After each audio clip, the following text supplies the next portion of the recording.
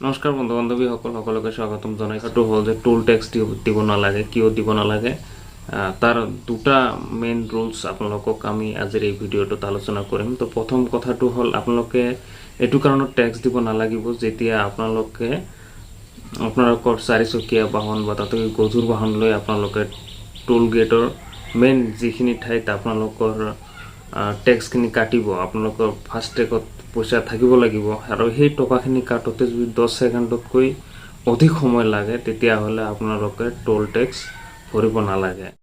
তো নেক্সট ৰুলটো হৈছে 100 metre rule. 100 metre main য'ত টোল গেটটো থাকে টকা কটাৰ সেই গেটৰ পৰা 100 মিটাৰ দূৰত্বত আপোনাৰ এটা য়েলো লাইন দিয়া থাকে।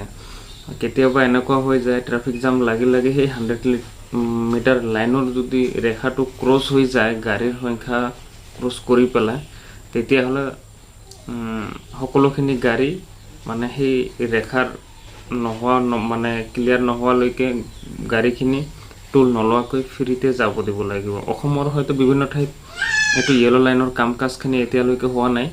তো আপোনালোকে এই দুটা ৰুল আপোনালোকে যদি গুগলতো মাৰি চাই আমি এটি দি দিম। নেশ্যনেল হাইৱে অথৰিটিয়ে অলৰেডি 10 ছেকেণ্ড ৰুলটো এইটো জাৰি কৰিছে।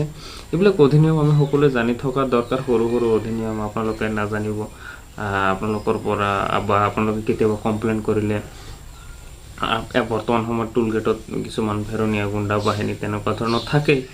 তো পোহনীয়াবোৰ থাকে তেওঁলোকে দম উশৃংখল কৰিব। তো আপোনালোকে সেইবোৰ আপোনালোকে টেকেল কৰাৰ চেষ্টা কৰক লাহে লাহে। সকলোৱে যেতিয়া এই 10 ছেকেণ্ড বা য়েলো লাইন ৰুলবোৰ সকলোৱে জনাজাত হৈ থাকিব তেতিয়া সেইবোৰ মানে বিজুতিৰ ফলত বা মানে যিবোৰ সমস্যাৰ সৃষ্টি হ'ব তেতিয়া আমি সকলো প্ৰতিবাদ কৰিব পাৰিম। তেতিয়া আমি টোল টেক্স ভৰিব নালাগিব। একজাক্টলি সেইখিনি কথাই আছিল আজিৰ এই ভিডিঅ'টোত। তো সকলোকে শুনাৰ বাবে ধন্যবাদ জ্ঞাপন কৰিছোঁ। জয়।